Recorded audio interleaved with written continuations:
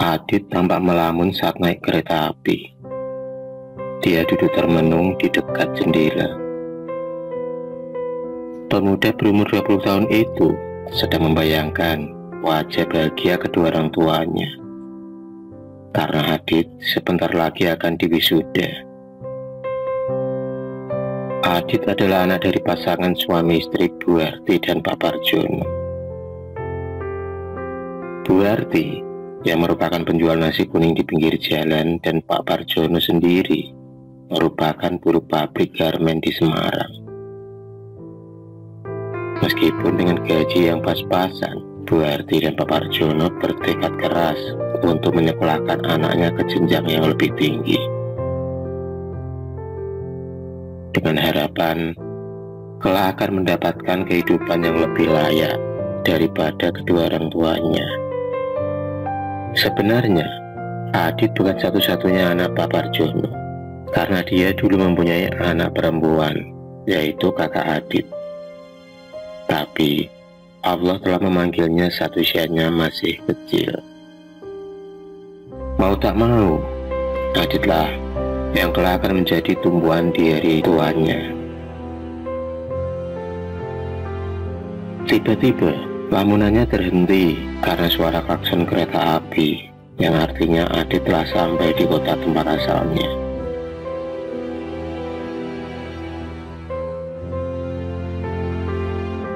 Tapi, Adit harus memakai ojek dan menempuh perjalanan kurang lebih 1 kilometer untuk sampai di depan rumahnya. Dan akhirnya, tibalah dia di rumah kediaman kedua orang tuanya.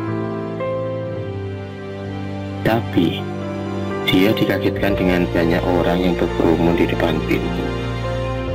Jantungnya berdetak kencang, takut kalau sesuatu terjadi pada ayah dan ibunya.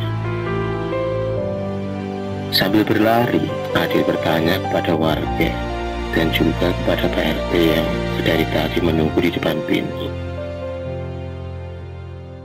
Tapi kali ini beda, tak seperti biasanya. Warga yang biasanya ramah kepada Adit kali ini tampak marah dengan wajah yang penuh emosi. Pak RT segera menyuruhnya untuk masuk rumah dan melihat keadaan yang ada di dalam. Ketika membuka pintu, tampak ibunya menangis di depan pintu kamar sambil memanggil nama ayahnya. Setiap kali Adit bertanya apa yang sebenarnya terjadi, Bu Arti hanya bisa menggelengkan kepalanya. Tiba-tiba dia mendengar suara hewan yang sedang merintih kesakitan, yang mirip seperti suara ular mendesis. Suara itu terdengar dari balik pintu yang tepatnya ada di kamar ayahnya. Karena penasaran, Adit segera mendobrak pintu, dan alangkah kagetnya saat dia melihat seekor ular berukuran besar berlumuran darah tampak tergolek lemas, dan setelah dia mati, ular itu tampak menangis dalam kesedihan.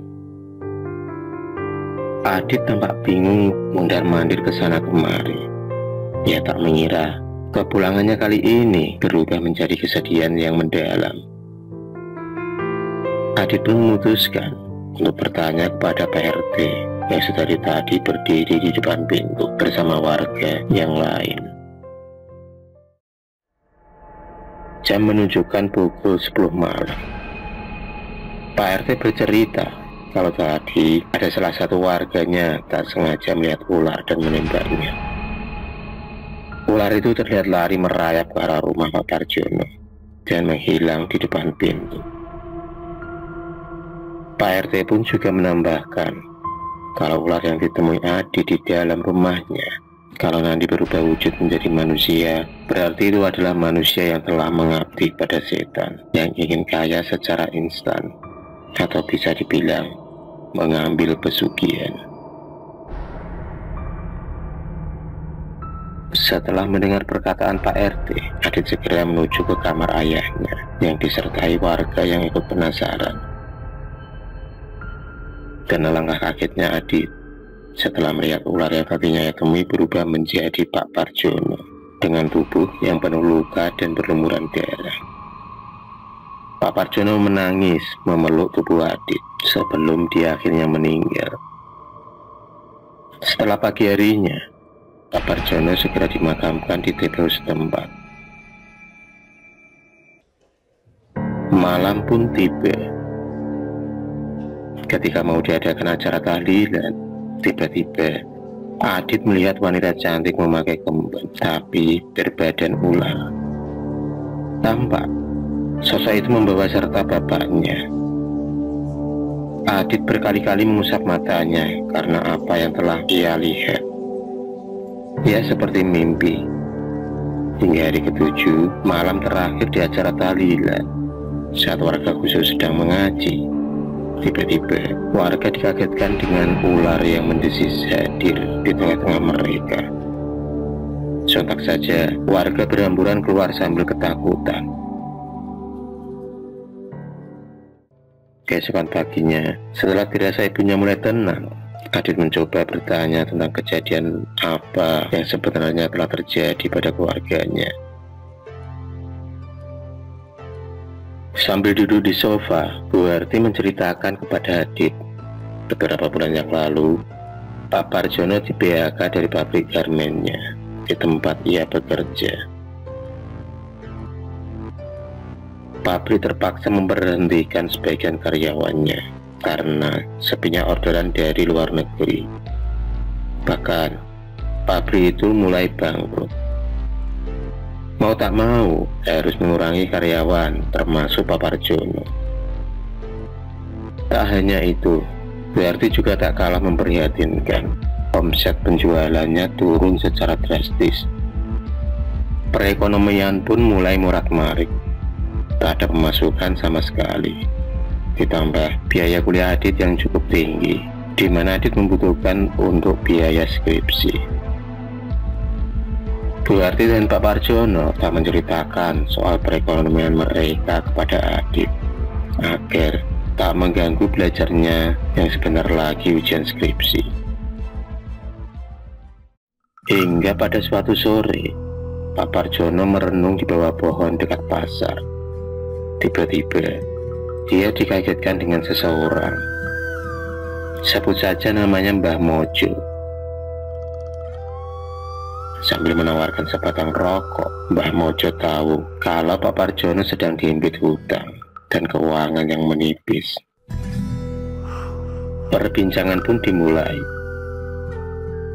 Mbah Mojo berjanji akan memberi solusi kepada Pak Parjono kalau dia bisa datang dan menemuinya di tempat dan di jam yang sama. Sore pun tiba. Mbah Mojo lalu mengajaknya ke suatu tempat seperti ada gua kecil. Tampak dupa dan bunga beserta kemenyan ada di mulut gua. Sambil menjelaskan kepada Pak Parjono, Mbah Mojo merayu dan menghasutnya agar mau ikut ke lembah hitamnya, yaitu memuja Ratu Siluman Ular.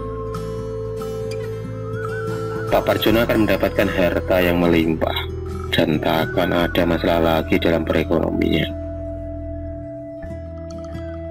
Awalnya Pak Parjono tak mau ikut ajakan Mbah Mojo, tapi bayangan anaknya yang menjadi sarjana dan juga teringat hutangnya yang mulai menumpuk mendorong Pak Parjono mengikuti ajakan Mbah Mojo.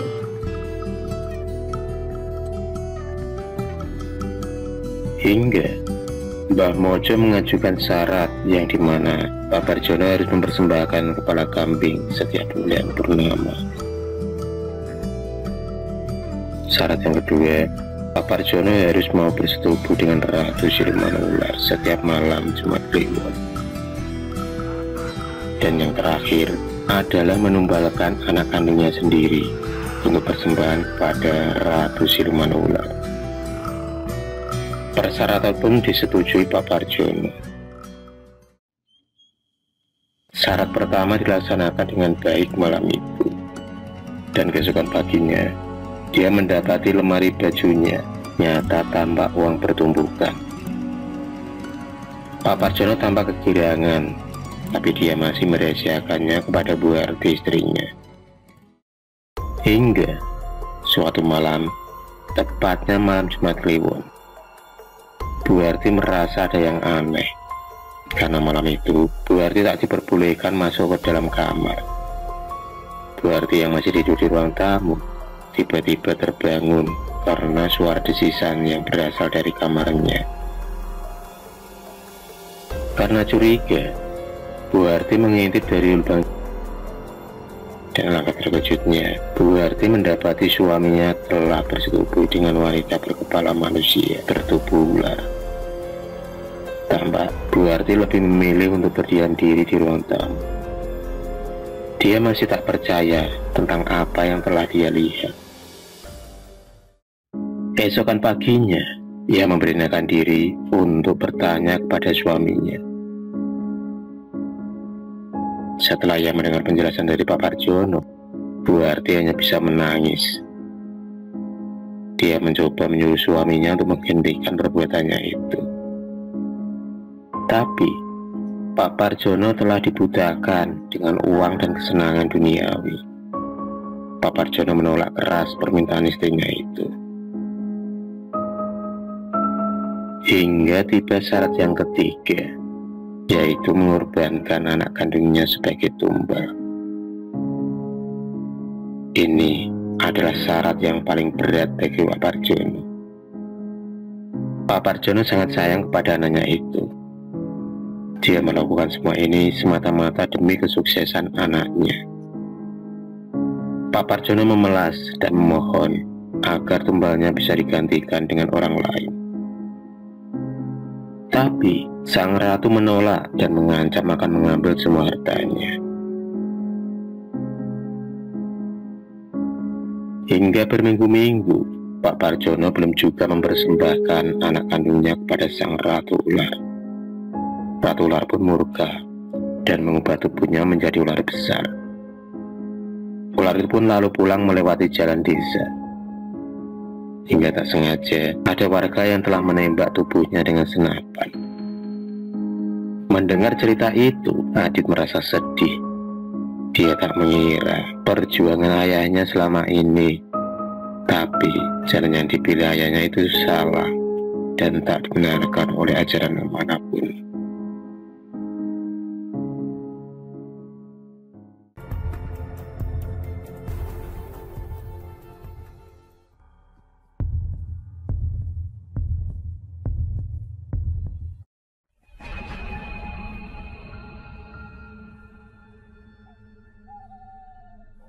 Terima kasih sudah menonton video cerita bergambar ini. Klik subscribe untuk terus mendapatkan video-video cerita bergambar selanjutnya. Semangat berkarya.